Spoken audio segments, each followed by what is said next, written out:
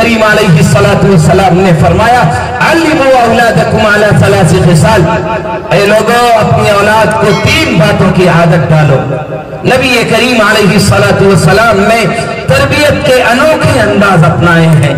آپ نے فرمایا لوگوں اپنی اولاد کو 3 باتوں کی عادت ڈالنے کی کوشش کرو۔ نمبر 1 حب نبیکم صلی اللہ علیہ وسلم، آپ کا وہ نونہال جو ابھی ماں کے کوکھ میں پیدا ہوا ہے، ابھی تھوڑا سا نشنما والا ہو رہا ہے، بڑا ہو رہا ہے،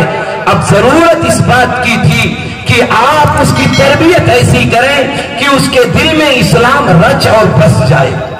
اسلام اس کے دل میں گھر کر جائے۔ وہ جب ذرا سا شعور کو پہنچے تو کسی کرکٹر کسی ایکٹر سے نہیں، اگر سب سے زیادہ متاثر ہو تو نبی کریم علیہ السلام کی ذات سے ہو، نبی کریم علیہ السلام کے لائی ہوئی تعلیمات سے ہو، بڑا ہو تو اس کے رنگ اور روپ میں اسلام ظاہر ہو۔ ایسا نہ ہو کہ آپ اپنی اولاد کی تربیت ایسا کر کے جائیں کہ دنیا سے جائے تو ایک زمانہ وہ آ جائے کہ اسے اسلام اور کلمے کا پتہ نہ ہو، وہ دنیا میں جاتے ہوئے وصیت کر کے جائے کہ مجھے دوسرے مذہب کے مطابق چلانا۔ 1967-68 کا زمانہ ہے، آپ جانتے ہیں ایک ہمارے اسی ملک میں ہدایت اللہ صاحب گزرے ہیں، چیف جسٹس رہے، بڑے ہوئے، نائب صدر جمہوریہ بنے، قائم مقام صدر جمہوریہ بنے، گویا دنیا کے اور خاص طور پر میرے ملک کے جو معزز عہدے تھے ان معزز عہدوں پر وہ فائز ہوئے، لیکن ان کی تعلیم عیسائی مشینری اسکولوں میں ہوئی تھی، ان کی تعلیم ان مکاتب میں نہیں ہوئی تھی، ان کی بچپن کی تربیت حب نبیکم والے، اخلاق والے، طور طریقے والے، اس تدبیر والے اس کے مطابق نہیں ہوئی تھی۔ تو ہدایت اللہ صاحب کی ہسٹری نہیں بتاتا، صرف ایک بات کہتا ہوں میرے عزیزوں، جب وہ مرنے لگے ہدایت اللہ صاحب تو مرتے ہوئے انہوں نے اپنی اولاد کو، اپنے خانوادے کو، اپنے قبیلے کو، اپنے VIPs کو جمع کر کے ان چیف جسٹس صاحب نے، ان صدر جمہوریہ اور قائم مقام صدر جمہوریہ نے جو آخری وصیت کی وہ میں تمہیں سنانا چاہتا ہوں کہ ماں باپ نے بچپن میں توجہ نہیں دی کہ میرے بچے کو کلمہ بھی یاد ہو جائے، قرآن بھی پڑھ لے، دل میں اللہ کے نبی کی محبت بھی آ جائے، اس نے تصور نہیں کیا تھا۔ تو مرنے لگے ہدایت اللہ صاحب تو آخری وصیت اپنی اولاد کو کر کے گئے کہ جب میں مر جاؤں تو مجھے ہندو مذہب کے مطابق جلانا، مسلمان مذہب کے مطابق دفن مت کرنا۔ یہ ہے بچپن کی تربیت کا نتیجہ کہ اگر آپ نے اپنے ان نونہالوں کو بچپن میں نہیں دیکھا تو یقیناً ہمارے لیے بہت مشکل کھڑی ہو جائے گی۔ اس لیے ہم کو ضرورت ہے کہ ہم اپنے حالات دیکھیں، حب نبیکم، اپنے ان نونہالوں کے دلوں میں نبی کریم علیہ السلام کی محبت کا بیج ڈالنا شروع کرو۔ چھوٹا سا موبائل لے کے ماں بھی بیٹھی رہتی ہے، باپ بھی بیٹھا رہتا ہے، اور یوں دیکھتے ہیں بچہ بیچ میں لیٹ کے سونے کے لیے تیار ہے، ہم فحش تصویریں، فحش پروگرام، فحش ڈرامے اور ننگی تصویریں ماں باپ دیکھتا ہے تو وہ جو معصوم ہے بولنے کی سکت نہیں رکھ رہا ہے، لیکن آنکھیں تو بینا ہے، وہ چپ ہے آپ کو اور اپنے ماں باپ کو پڑھ رہا ہے۔ کیا تم اسے یہودی بنا رہے ہو، عیسائی بنا رہے ہو، یا اسلام کی بنیاد کی تعلیمات اسے دے رہے ہو؟ حب نبیکم صلی اللہ علیہ وسلم وحب اہل بیت، اور ان اولاد کے دلوں میں خاندان رسول کی محبت بھی ڈالنے کی فکر کرو،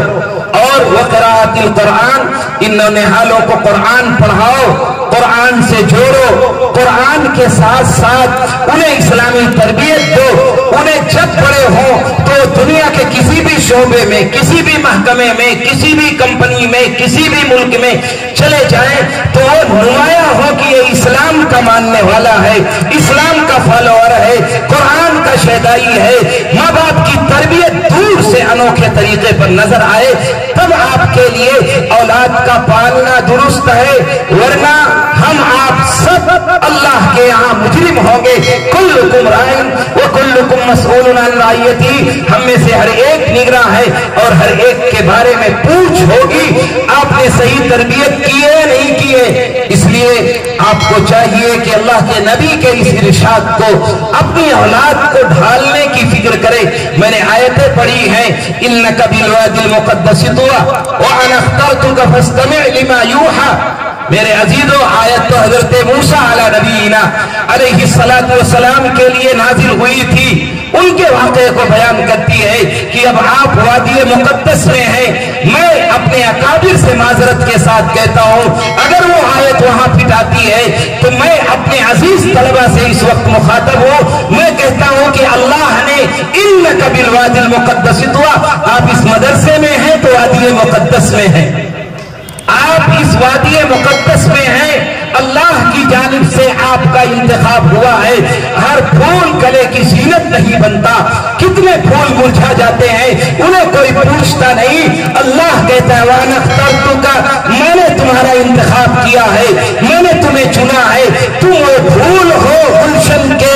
اس گلشن حیات کے جس کا انتخاب اللہ کرتا ہے اور آپ کو اس وادی مقدس میں پہنچاتا ہے۔ اب مقصد کیا ہے؟ وَأَنَا اخْتَرْتُكَ فَاسْتَمِعْ لِمَا يُوحَىٰ۔ استاد جو تمہیں سنائے انہیں غور سے سنو، جو سبق پڑھایا جائے اسے دل کی گہرائیوں سے پکڑو اور تھامو اور اسے اپنانے کی کوشش کرو۔ آپ ان اساتذہ کی ملے ہوئے اسباق کو بھولنے کی کوشش مت کرو، یہ تو اللہ کی طرف سے بہت بڑی نعمت ہے میرے اور آپ کے لیے کہ اللہ نے یہ موقع دیا ہے، ورنہ ہمارے اکابر اولیاء اللہ نے علم کے لیے کتنی مشقتیں اٹھائی ہیں۔ اس لیے وادی مقدس میں ہو تو نمبر 1 محنت کرو، جد جہد کرو اور جس علم میں لگے ہو اس میں مہارت حاصل کرو۔ نمبر 2 اپنے اساتذہ کا احترام کرو، یہ کیسے بھی ہو لیکن منزل مقصود تک پہنچانے میں ہر کردار تمہارے لیے ادا کریں گے۔ اگر یہ کمزور بھی تمہیں نظر آتے ہیں، اگر ان کی مثال تم کمزوری کی لیتے ہو تو ایسے یہ جیسے ٹوٹی ہوئی بس ہے، اس پر آپ سوار ہیں، منزل مقصود پر وہی پہنچائے گی اور کوئی نہیں پہنچا سکتا۔ اگر اس میں سوراخ کرو گے، اس کے انجن کو خراب کرو گے، اس کی باڈی کو خراب کرنے کی کوشش کرو گے تو وہ بس کا کچھ نہیں بگڑے گا، لیکن آپ منزل مقصود تک نہیں پہنچ سکتے ہیں۔ ایسے ہی مثال ان اساتذہ کی ہے، آپ محنت کریں، مہارت حاصل کریں، اساتذہ کا احترام کریں۔ جب تک محنت نہیں کریں گے بقدر القد تکتسب المعالی من طلب العلا سہر اللیالی، کہ اگر کچھ بننا ہے تو اس زندگی کو کرامت بنائیے۔ ایک بہت بڑے بزرگ محدث گزرے ہیں، بقی الدین ابن مخلد رحمت اللہ علیہ اندلسی، ان کا چھوٹا سا قصہ ہے کہ انہوں نے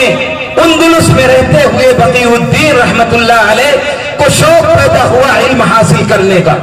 بہت لمبی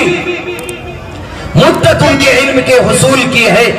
ان کو معلوم ہوا حضرت امام احمد ابن حنبل رحمت اللہ علیہ جو اپنے ملک میں موجود ہیں اور امام احمد ابن حنبل رحمت اللہ علیہ سے علم حاصل کیا جائے، وہ چلے دریائی سفر میں، بڑا لمبا سفر ہے دریائی جس میں موجیں اٹھتی تو پریشانی کا عالم ہوتا، قے ہوتی اور راستے سے کشتی بھٹک چکی تھی، کتنے دن دریا میں ٹہلتے رہے۔ پھر ایک ساحلی کنارے پر جب پہنچے وہ تو عجیب منظر دیکھا، پوچھا بھائی بغداد کتنی دور ہے؟